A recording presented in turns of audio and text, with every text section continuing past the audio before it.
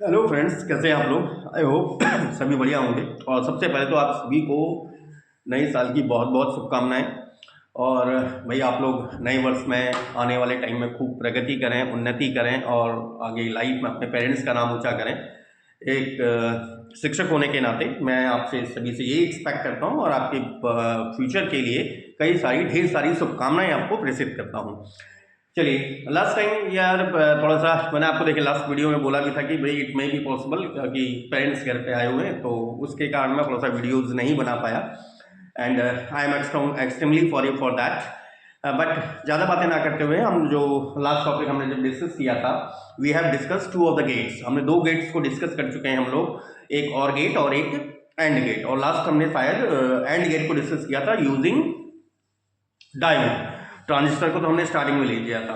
अब आ जाता है नॉट गेट, जो हमारा बेसिक गेट है, ठीक है ना। NOT gate and buffer gate. Buffer gate भी काफी इंपॉर्टेंट गेट है, क्योंकि डीएलडी सिस्टम में डिजिटल लॉजिक जो डिजाइन है उनमें बफर गेट का काफी प्रयोग किया जाता है। तो पहले मैं बफर गेट को डिस्कस कर रहा हूं, फिर बाद में इसकी ट्राई स्टेट ऑफ बफर भी आती है, ऐसे tri state of inverter gate भी आता है। इन्वर्टर गेट कहने का मतलब हम नॉट गेट की बात करते हैं, क्योंकि नॉट गेट मैंने आपको स्टार्टिंग में एप्लीकेशन क्या बताया था कि अगर आप इसको कोई इनपुट ए दे रहे हो तो आउटपुट में आपको क्या दे देता है, ए बार दे देता है। मतलब इनपुट अगर अब्सेंट है तो आउटपुट आपका प्रेजेंट हो जाएगा। तो इन्वर्टर कर दिया उसने पोलैरिटी को, इसलिए इन्वर्टर कहते हैं। तो हम ट्राई स्टेट को तो खैर बाद में डिस्कस करेंगे, लेकिन अभी बेसिक चीज जो आज हमारा जो टारगेट रहेगा दैट इज बफर गेट को समझना और नॉट गेट को समझना। फिर ट्राई स्टेट हम नेक्स्ट सेशन में डिस्कस करेंगे। चलिए ठीक है। देखिए, बफर गेट कहने का मतलब, देखिए एक ऐसा लॉजिकल गेट होता है जिसका आउटपुट तभी प्रेजेंट होगा जब इनपुट प्रेजेंट होगा। अरे बात क्लियर? मतलब एक ऐसा gate whose output will be present only if the input is present. If the input is absent, the output will also be absent. Mean to say that, भाई इस गेट के अगर हम सर्किट सिंबल की बात करें ना, पहले तो मैं चलो सर्किट सिंबल ही आपको बता दूं। सर्किट सिंबल इस गेट का कुछ इस तरह का होता है।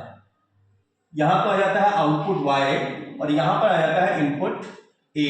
तो यहां पर आप एक चीज किस तरह से भी कह सकते हो, ये किस तरह का लॉजिक गेट है जिसमें केवल एक ही इनपुट और एक ही आउटपुट होता है।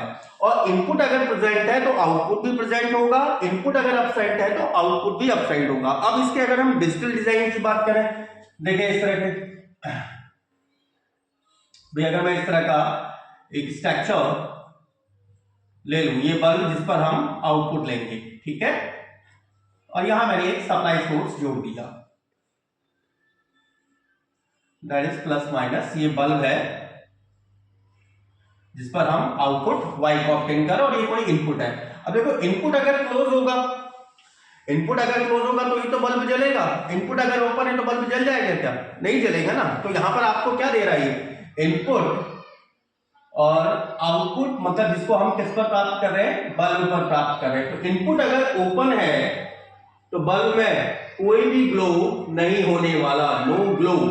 Is that clear? और ये अगर क्लोज है तो यहां पर ग्लो हो जाएगा। इसका मतलब अगर हम इसके बाइनरी बुलियन ट्रुथ टेबल की बात करें तो बुलियन ट्रुथ टेबल इसकी किस तरह से बन जाएगी, भाई इनपुट ये था और आउटपुट, तो इनपुट ए, आउटपुट हम y करें, इनपुट एब्सेंट तो आउटपुट भी एब्सेंट, इनपुट प्रेजेंट तो आउटपुट भी प्रेजेंट। तो बफर गेट क्या है? सिंपली एक ऐसा लॉजिक गेट है जिसके पास केवल एक इनपुट और केवल एक आउटपुट होता है, और आउटपुट केवल कब प्रेजेंट होता है, जब इनपुट भी प्रेजेंट है। तो भाई इस गेट का फायदा क्या है? तो मेन क्वेश्चन आता है कि इस गेट का फायदा क्या है। भाई इनपुट एब्सेंट तो आउटपुट भी एब्सेंट, इनपुट नहीं है तो आउटपुट भी नहीं है, इनपुट है तो आउटपुट भी है। मतलब जैसा इनपुट है वैसा ही आपको आउटपुट भी मिल रहा है। तो फायदा क्या इस लॉजिक सिस्टम को लगाने का?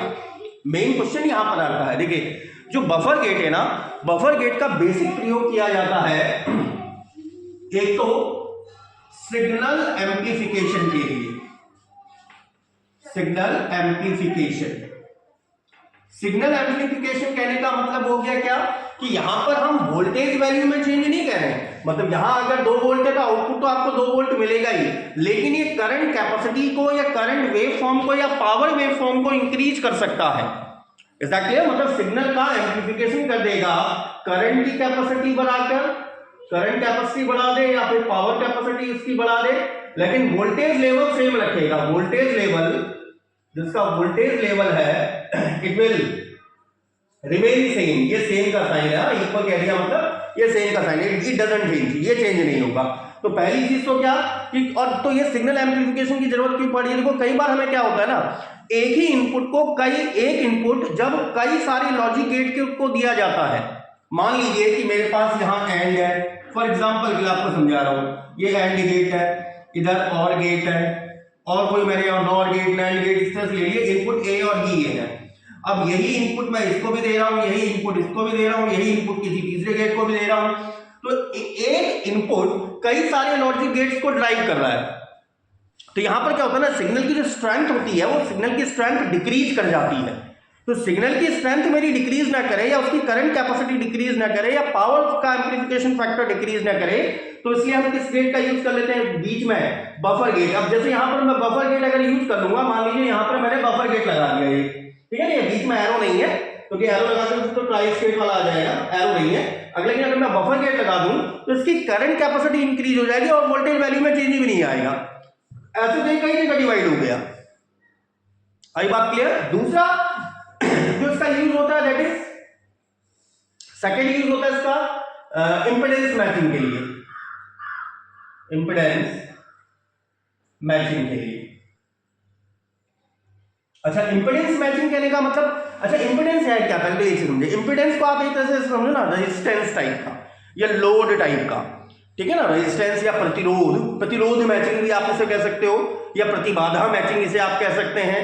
तो ये इंपेडेंस मैचिंग का काम करता है। ये क्या काम करता है कि एक हाई इंपेडेंस सोर्स को लो इंपेडेंस सोर्स से कनेक्ट करता है, एक हाई इंपेडेंस सोर्स को हाई इंपेडेंस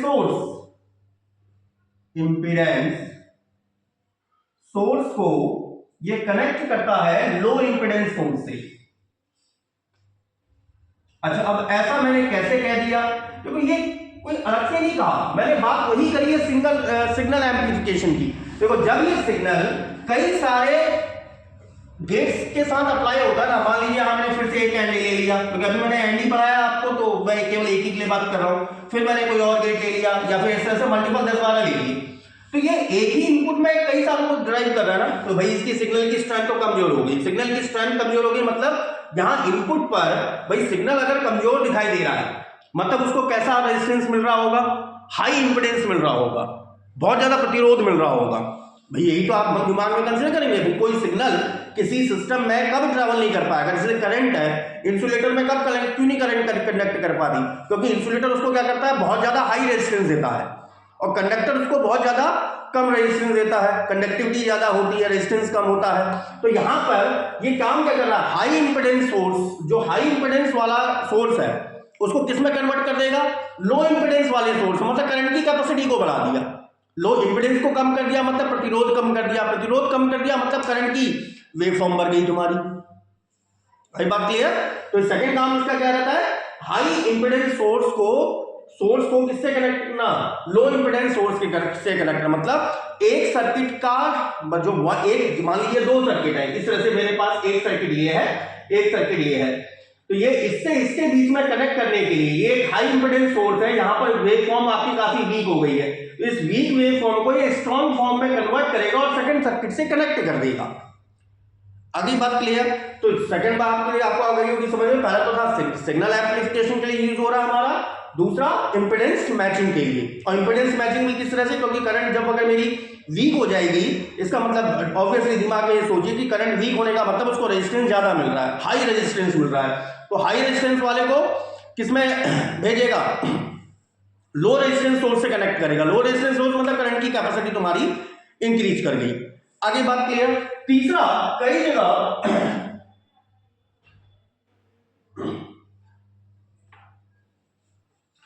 ये वेव के डिले के लिए भी काम करता है। मतलब कई जगह पर हमें क्या चाहिए होता है ना, सिग्नल थोड़ी देर के बाद चाहिए होता है, डिले चाहिए होता है। अब सिग्नल को यहां से यहां जाने में कुछ ना कुछ टाइम ड्यूरेशन लग जाएगा।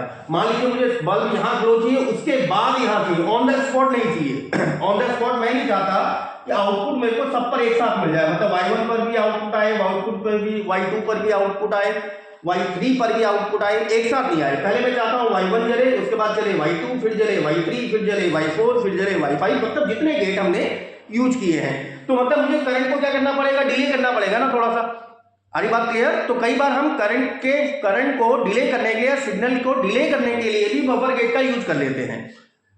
आगे बात क्लियर। चौथा जो इसका मेन पर्पज होता है ना, स्टेबिलिटी प्रोवाइड करना।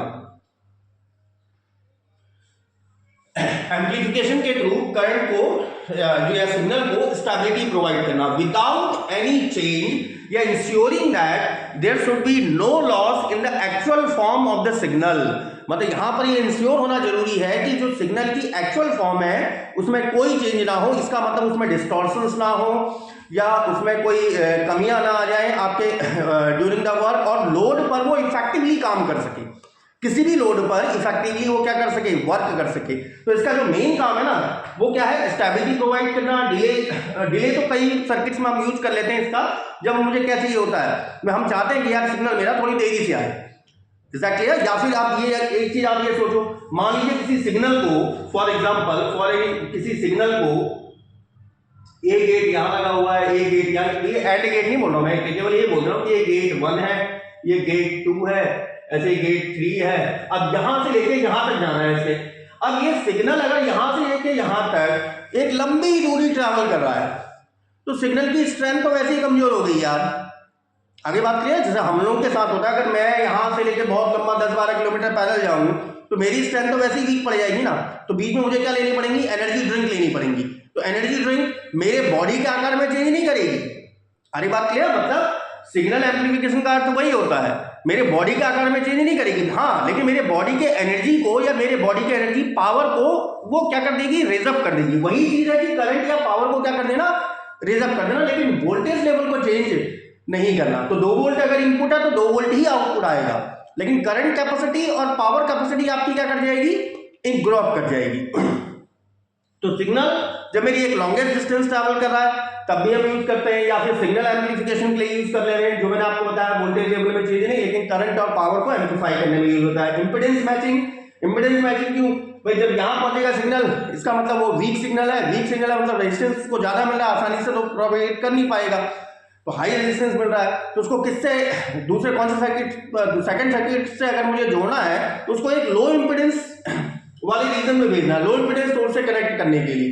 तो इंपेडेंस मैचिंग का भी ये काम करता है। तीसरा, डिले, जहां पर हमें जरूरत है, ठीक है ना, जहां पर हम चाहते हैं कि भाई सिग्नल मेरा थोड़ी देर से आए। जैसे पहले बार में मैं नहीं पहले चाह रहा हूं कि Y1 जले, ये वाला बल्ब जल जाए, ये नहीं जले, फिर ये जले, फिर ये मतलब एक एक करके जले, पहले Y1 जले, लेकिन ऑन द स्पॉट सारे नहीं जले। पहले Y1 जले, उसके बाद Y2 जले, फिर Y3 जले, फिर Y4 जले। तो डिले चाहिए होगा ना, हर सिग्नल को डिले, कुछ ना कुछ डिले करना पड़ेगा मुझे।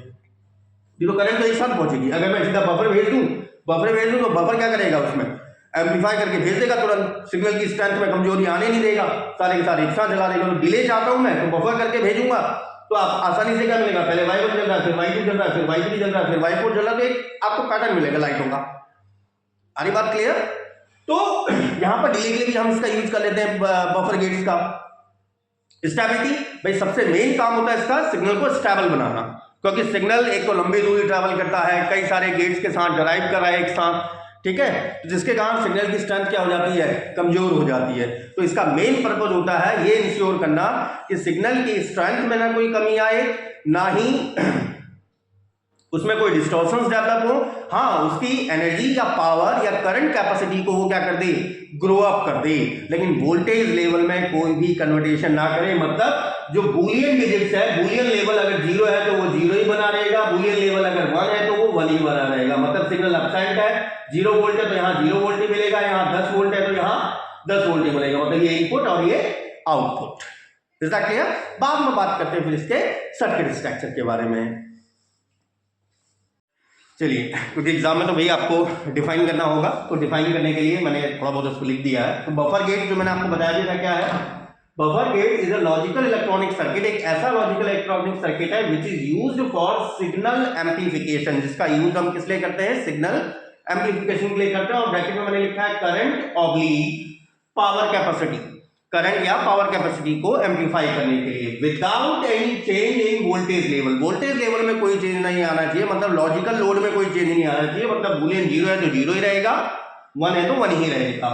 It is also use for impedance matching, इसका प्रयोग इम्पिडेंस मैचिंग के लिए भी करते हैं between output of one circuit to the input of another, मतलब एक सर्किट के आउटपुट से दूसरे सर्किट के इनपुट पर इम्पिडेंस मैचिंग के लिए किया जाता है।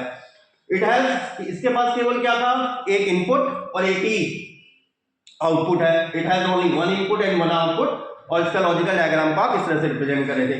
अच्छा, वर्किंग क्या थी, जब इसका इनपुट प्रेजेंट होगा, इनपुट प्रेजेंट मतलब इनपुट पर क्या हो, वन हो, तो आउटपुट भी आपको वन ही मिलता है, और अगर there is no input, input कुछ है ही नहीं, तो आउटपुट भी आपको जीरो ही प्राप्त होगा। तो ट्रुथ टेबल आपकी किस तरह से बन गई, ए और वाई 0 0 1 1। अच्छा, स्ट्रक्चरल डायग्राम इसका किस तरह से जनरेट हो जाएगा, ये आपका इनपुट टर्मिनल है, ये यहां मैंने सप्लाई सोर्स ले रखा है, यहां बल्ब वाई, क्लियर। फिर बेसिकली जो हमारे पास ये जो सिग्नल एम्प्लीफिकेशन था या डिले था या फिर इस जो स्टेबिलिटी प्रोवाइड करने वाला कॉन्सेप्ट था, तो एक बार पहले इसको कॉपी कर लीजिए, देन आफ्टर फिर हम उसको भी एक बार राइट डाउन करेंगे, और फिर उसके बाद इसके इलेक्ट्रॉनिक स्ट्रक्चर की बात करेंगे, एक्चुअली इसके अंदर इलेक्ट्रॉनिक स्ट्रक्चर क्या है, ठीक है, जो सिग्नल को एम्प्लीफाई कर रहा है, करंट वेवफॉर्म को एम्प्लीफाई कर रहा है, या फिर पावर को एम्प्लीफाई कर दे रहा है, लेकिन वोल्टेज लेवल को सेम ही बनाए रख रहा है। तो उन चीजों को भी फिर डिस्कस करते हैं। First of all copy this one. चलिए, तो लास्ट हो सकता था फिगर को आपको ना नीचे दिखाई दे रहा हो, इसे मैंने ऊपर ही बना दिया। जो हमारा स्ट्रक्चरल डायग्राम था, अगर हम बफर गेट की बात करें तो स्ट्रक्चरल डायग्राम कुछ इस तरह था, जिसका आउटपुट हम कहाँ मिल रहे थे, वाई पर, और आपको दिखाई दे रहा है कि अगर ये क्लोज होगा तो ही आपका बल्ब ग्लो करेगा, अदरवाइज ये बल्ब ग्लो नहीं करेगा। अच्छा, बफर गेट का यूज मल्टीपल यूज है डिजिटल इलेक्ट्रॉनिक सर्किट में, जो आपको स्टार्टिंग में मैं समझा रहा था, क्योंकि इन चीजों को देना जरूरी है। क्यों? क्योंकि बफर गेट बेसिकली किस तरह का गेट हुआ है यार, जिस तरह इनपुट ले रहे हो उतना ही आउटपुट आ जा रहा है, तो ये बेसिक चीजें आ जाती है कि भाई यूज कर क्यों रहे हैं फिर हम। तो पहला चीज क्या थी, सिग्नल एम्प्लीफिकेशन, जो मैंने आपको बताया भी था कि when a weak signal travels a longest distance, जब कोई वीक सिग्नल लंबी दूरी ट्रेवल करे, या फिर और trying to drive multiple logic gates, एक ही सिग्नल के दो थ्रू में मल्टीपल लॉजिक गेट्स को ड्राइव करने की कोशिश करूं, देन इट्स करंट कैपेसिटी, तो वेव जो सिग्नल की जो करंट कैपेसिटी होती है और द पावर एफिशिएंसी डिक्रीजेस, तो उसकी पावर एफिशिएंसी क्या करने लगती है, डिक्रीज करने लगती है। And buffer gate is that logical circuit, और बफर गेट एक ऐसा लॉजिकल सर्किट होता है which accepts this kind of weak signal, जो इस तरह के वीक सिग्नल को एक्सेप्ट करता है, and boost it's current capacity, और उसकी करंट कैपेसिटी को बढ़ा देता है, so that it can control multiple gates, ताकि वो मल्टीपल गेट के साथ कंट्रोल कर सके, and can travel longest distance, and can travel, आप चाहें तो लिखते हैं and can travel longer distances. Second आ जाता है इंपेडेंस मैचिंग। इंपेडेंस मैचिंग जो मैंने आपको बताया था, भाई अगर सिग्नल वीक हो जा रहा है इसका मतलब उसको हाई रेजिस्टेंस मिल रहा है, लेकिन वो हाई रेजिस्टेंस को अगर मुझे करंट कैपेसिटी को बढ़ाना है, इसका मतलब लो रेजिस्टेंस वाले रीजन में भेजना पड़ेगा। तो ये क्या करता है, ये converts a high impedance source to a low impedance output, एक लो इंपेडेंस आउटपुट में कन्वर्ट करेगा, so that to improve the current capacity उसकी इंक्रीज हो जाए। तीसरा आ जाता है डिले एलिमेंट, यहां हमें जहां जरूरत होती है, मतलब जहां पर मैं चाहता हूं कि सिग्नल मेरा थोड़ी देरी से आए, तो वहां पर क्या है, some of the digital circuit, कुछ डिजिटल सर्किट्स में वेयर इट इज नीडेड, जहां पर ये जरूरत है, buffer gate can be used to introduce a small time delay, एक स्मॉल टाइम डिले इंट्रोड्यूस कर सकता है इन सिग्नल प्रोसेसिंग के लिए। उसके बाद आती है इसकी सिग्नल इंटीग्रेबिलिटी, या फिर प्रोटेक्शन, या फिर आप कहते हैं स्टेबिलिटी। फिर एक लाइन और हम इसको साथ में डिस्कस करते हैं, तो एक बार इसको कॉपी कर लीजिए फर्स्ट ऑफ ऑल, ठीक है। देखिए लास्ट हमारा रह गया था क्या, करंट सिग्नल की स्टेबिलिटी, या अगर हम कहें कि सिग्नल कितना इंटीग्रेबल है, ठीक है। तो सिग्नल इंटीग्रेबिलिटी कहिए या स्टेबिलिटी कहिए, बात एक ही चीज है। तो वही चीज मैंने लिखी है कि it maintains the signal strength, वो सिग्नल की स्ट्रेंथ को क्या रखेगा, और सिग्नल की स्ट्रेंथ को बनाए रखेगा without any compromise with the quality of the signal, वो सिग्नल की क्वालिटी के साथ कोई कंप्रोमाइज नहीं करेगा। And stability over long range, लंबी दूरी तक इसकी स्ट्रेंथ को बनाए रखेगा without any change in quality of the signal, signal की क्वालिटी में कोई चेंज नहीं करेगा। एंश्योर दैट, तथा ये कंफर्म करेगा कि there should not be any distortions in the signal, signal में कोई भी डिस्टॉर्शंस ना आए। और यहां पर जो हाई इंपेडेंस मैचिंग से लो इंपेडेंस मैचिंग वाली बात है ना, जो हम कह रहे थे कि जो हमारा बफर गेट है, बफर गेट क्या काम कर रहा था, हाई इंपेडेंस सोर्स से, आप लोग यहां तक कॉपी करिएगा, अभी ये केवल अभी समझा रहा हूं मैं, हाई इंपेडेंस सोर्स से किसमें मैच कर रहा था, लो इंपेडेंस सोर्स को मैच कर रहा था। अच्छा, लो इम्पीडेंस मैंने इम्पीडेंस का मतलब बताया था आर मैक्सिमा, ये लो इम्पीडेंस का मतलब आर मिनिमा। अब यहां पर ये क्या करता है ना, बफर गेट क्या करता है कि सोर्स से मिनिमम करंट को लेगा, मिनिमम करंट लेगा, मतलब आई की वैल्यू आई मिनिमा रहेगी। अब आई मिनिमा इंटू आर मैक्सिमा अगर होगा तो आपको वी वैल्यू मिलेगी, एक वोल्टेज लेवल मिलेगा, वी इनपुट मिलेगा किससे, आई मिनिमा। ये किससे प्राप्त किया इसने, सोर्स से, मतलब करंट कितनी ली, स्मॉल करंट ली, रेजिस्टेंस तो उसके पास मैक्सिमम था, मतलब वोल्टेज की वैल्यू मैक्सिमम होगी। कहां, उसने लो इंपेडेंस आर इंपेडेंस, तो अगर उसको वोल्टेज वैल्यू को बराबर रखना है वी आउट, अगर वी इनपुट के बराबर रखना है तो उसको आई को क्या करना पड़ेगा, मैक्सिमम करना पड़ेगा, तभी तो ये बराबर हो पाएंगे। वी इनपुट और वी आउटपुट कब आपके इक्वल हो पाएंगे, भाई यहां उसने सोर्स से तो मिनिमम करंट ली लेकिन रेजिस्टेंस कैसा था, हाई रेजिस्टेंस था, क्योंकि मिनिमम करंट है, मिनिमम करंट मतलब उसका वीक सिग्नल है, वो वीक सिग्नल है, रेजिस्टेंस हाई था, वोल्टेज इनपुट तो मैक्सिमम हो गया। अब आउटपुट में उसको वोल्टेज लेवल को सेम रखना है, तो वोल्टेज लेवल सेम रखना है, इसका मतलब करंट की वैल्यू को आई मिनिमा से क्या बनाना पड़ेगा, आई मैक्सिमा, मतलब करंट कैपेसिटी को उसने क्या कर दिया, इंक्रीज कर दिया। अब आपको समझ में आ गया होगा हाई इंपेडेंस और लो इंपेडेंस मैचिंग का अर्थ क्या है। चलिए देखिए, यहां तक तो आपने कॉपी करना है एग्जैक्ट।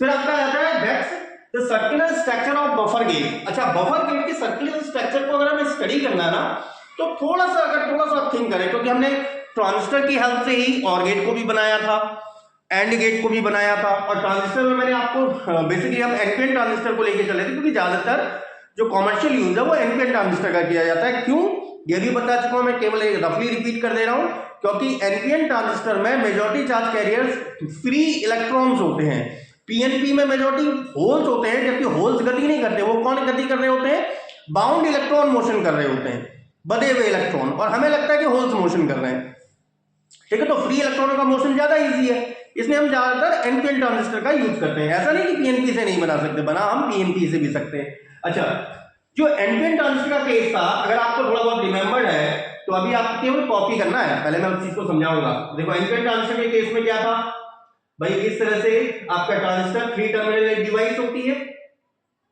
यहां कलेक्टर टर्मिनल, जहां पर आप कितनी 5 वोल्ट की कुछ सप्लाई दे देते हैं, यहां आपका बेस आ गया, बेस को कुछ रजिस्टर दे दो, यह आ गया बेस टर्मिनल, और यह आ गया एमिटर टर्मिनल, एमिटर पे ये एमिटर टर्मिनल एक रेजिस्टेंस दे दिया, नीचे ग्राउंड पर दे दिया। अच्छा, अब मैंने आपको क्या समझाया था, मैं केवल रफली रिपीट कर रहा हूं, जिन्होंने भाई लास्ट लेक्चर देखे हैं, पहले तो मैं आपको सभी से कहूंगा कि भाई पुराने लेक्चर्स जरूर देखें, और जो एक लेक्चर सामने आ रहा है ना कि that switching action of transistor, इसको तो जरूर पढ़ें, उससे आपको बहुत प्रॉपर्ली क्लियर हो जाएगा।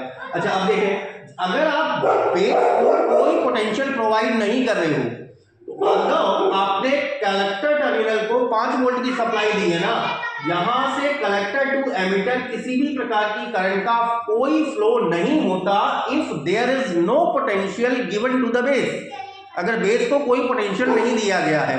लेकिन अगर मान लीजिए बेस को मैं 3 वोल्ट या 4 वोल्ट का पोटेंशियल दे दूं, तो यहां पर कलेक्टर टू एमिटर टर्मिनल आसानी से करंट फ्लो होने लग जाती है। इसी प्रॉपर्टी का हम यूज करेंगे, और देखिए कुछ बफर की काम भी नहीं की तरह कर रहा भाई, आप इनपुट मान लो, इनपुट जब आपका अपसेंट, यहाँ आउटपुट में, यहाँ पर मान लीजिए ये आपका आउटपुट आ गया, यहाँ इस पॉइंट पर मैं आउटपुट ले लूं, तो अगर इनपुट अपसेंट, आउटपुट भी अपसेंट, इनपुट अगर प्रेजेंट, बेस को मैं अभी इनपुट बोल रहा हूँ, बेस अगर मेरा प्रेजेंट होगा, बेस को कुछ ना कुछ वोल्टेज तुमने दे दिया, तो आउटपुट पर आ रही थी ना करंट, तो इसका मतलब एनपीएन ट्रांजिस्टर खुद किसकी तरह काम करता है, बफर गेट की तरह एक्ट कर सकता है। फिर से बोल दे रहा हूं, देखो यहां पर जब आप कोई पोटेंशियल नहीं दे रहे थे, तो यहां से कोई भी करंट अलाउ नहीं होगी थी, मतलब आउटपुट आपका उतनी ही पोटेंशियल में रहेगा जितना कि ग्राउंड पोटेंशियल है, 0 वोल्ट, तो आउटपुट भी 0। लेकिन अगर आपने यहां कुछ वोल्टेज दे दिया, करंट तो फ्लो कर जाएगी ना कलेक्टर टू एमिटर, और कलेक्टर टू एमिटर अगर करंट फ्लो कर गई, इसका मतलब आउटपुट पर आपको कुछ ना कुछ वोल्टेज मिल गया। क्यों, क्योंकि ये ट्रांजिस्टर क्या करेगा भाई, मिनिमम रेजिस्टेंस प्रोवाइड करेगा। मिनिमम रेजिस्टेंस कहने का मतलब इस पॉइंट और इस पॉइंट के बीच का पोटेंशियल डिफरेंस नियरली 0 होना चाहिए। यहां अगर 5 वोल्ट, यहां भी 5 वोल्ट का आ जाएगा, तो आउटपुट आपको 5 वोल्ट मिल गया आसानी से। तो ये खुद ट्रांजिस्टर, एनपीएन ट्रांजिस्टर खुद मेरा किसकी तरह एक्ट कर जा रहा है, ऐसा बफर गेट, बस आउटपुट यहां नीचे यहां पर लेना पड़ेगा। तो एक बार पहले फर्स्ट ऑफ ऑल यहां तक आप कॉपी कर लीजिए, तो इसका स्ट्रक्चर के बाद ढंग से बना लेंगे, then after you will copy that one, और फिर हम दोनों केसेस को साथ में डिस्कस भी कर ले रहे हैं। मतलब जो चीज मैंने अभी बताई कि इसको अगर हम इनपुट दे रहे हैं, इनपुट अगर अपसाइड है यहां भी नहीं मिलेगा, प्रेजेंट है यहां भी मिल जाएगा भाई, सिंपल सा फैक्ट, क्लियर। तो first of all copy this one. चलिए देखिए, तो समझा तो मैं चुका हूं, केवल लिखना ही था, वो चीज मैंने बोर्ड पे राइट आउट कर दी है। तो हमने यहाँ पर क्या लिखा है, हमने किसका यूज किया था, एक एनपीएन ट्रांजिस्टर का यूज किया हुआ है, किसी तरह काम कर रहा है, जो एक बफर गेट की तरह काम कर रहा है, is represented in the figure where the output is taken at y। Output हम कहां पर ले रहे हैं, y पर। यहां पर मैंने दो पॉइंट इंडिकेट करके, एक p और एक q। p पॉइंट पर उतना ही पोटेंशियल होगा जितना यहां पर है 5 volt. Is that clear? p point मैंने जस्ट कलेक्टर टर्मिनल के ऊपर लिया हुआ है। अच्छा, पहला case when a equals to 0 volt, ये मेरा a इनपुट है। अगर इसको 0 वोल्ट दिया तो आपको पता है कि भाई बेस पर अगर कोई इनपुट है ही नहीं तो कलेक्टर से एमिटर में कोई भी करंट फ्लो नहीं होगी। इसका मतलब ट्रांजिस्टर अपने कौन से स्टेट में बैठा हुआ है, अपनी ऑफ स्टेट में बैठा हुआ है। अगर ऑफ स्टेट में बैठा हुआ है, इसका मतलब पॉइंट Q पर पोटेंशियल, यहां पर Q पर कितना पोटेंशियल होगा, जितना कि ग्राउंड पोटेंशियल है, दैट इज 0 वोल्ट। तो वही चीज हमने लिख दी है, in this case the transistor doesn't act and remain in its of state. Transistor act नहीं करता और अपनी ऑफ स्टेट में बना रहता है, due to which the potential at point Q and hence the output y remain at the ground potential, that is y equals to 0 volt। ठीक है ना, तो वो हमारा 0 वोल्ट पे बना रहा। सेकंड केस आ गया, इनपुट a अगर मैं 5 वोल्ट का दे दूं, अब जैसे ही आपका बेस को आपने 5 वोल्ट दिया, कलेक्टर टू एमिटर आसानी से करंट फ्लो कर गई, आसानी से करंट फ्लो कर गई। इसका मतलब ये करंट को कैसा प्रोपेगेशन देगा, मिनिमम रेजिस्टेंस प्रोवाइड करेगा, नेग्लिजिबल रेजिस्टेंस देगा। मतलब पॉइंट P पर पोटेंशियल जो 5 वोल्ट है और Q पर पोटेंशियल, भाई अगर मैं Q पर 0 कहूंगा ये तो मैक्सिमम पोटेंशियल डिफरेंस हो गया, तो Q पर पोटेंशियल कितना सेट कर देगा, 5 वोल्ट के बराबर का, अप्रोक्सीमेटली 5 वोल्ट, ताकि पोटेंशियल डिफरेंस अप्रोक्सीमेटली क्या आ जाए, 0 आ जाए।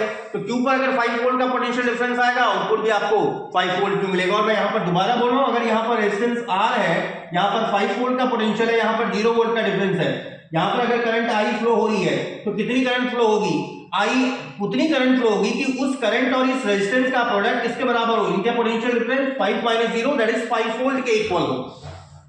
तो सेकंड केस में हमने लिखा भी है, जब A इक्वल्स टू 5 वोल्ट है, in this case the transistor comes into the state of conduction, transistor अपनी कंडक्शन की स्टेट में आ जाता है, due to which a definite current start to flow from collector C to emitter E। Collector C से emitter E की flow होने लगती है terminal, providing negligible resistance for the flow of current, current को नेग्लिजिबल रेजिस्टेंस प्रोवाइड करती है।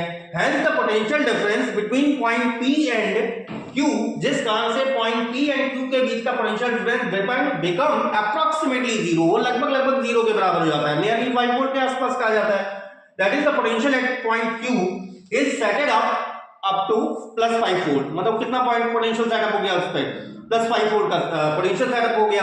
दस the output y equals to 5 volt. तो आउटपुट आपको क्या मिलने लगता है, 5 वोल्ट का आउटपुट प्राप्त होने लगता है। तो आई होप सो आज आपको बफर गेट समझ में आया होगा, और उसको फिर हम नॉट गेट को नेक्स्ट सेशन में लेते हैं। क्योंकि देखो मैंने आपको बोला है ना कि ज़्यादा लंबा लेक्चर लेते हैं तो उसमें ना पढ़ने में मजा आता है ना पढ़ाने में मजा आता है। तो भाई नॉट गेट हम नेक्स्ट सेशन में उस चीज़ को कंसिडरेशन में लेते हैं। उसके बाद फिर ट्राई स्टेट्स के बारे में बात करेंगे, tri state inverter, active high active low, buffer के लिए भी, इन्वर्टर के लिए भी एक्टिव हाई एक्टिव लो। तो वो सब चीज़ें फिर हम एक एक करके 1 बाय 1 सेशन में उन चीज़ों को पढ़ेंगे। और तब तक भाई अगेन आपको सभी को नए वर्ष की बहुत बहुत शुभकामनाएं। पढ़ाई करिए, मजे करिए और stay happy and stay healthy. Goodbye dears.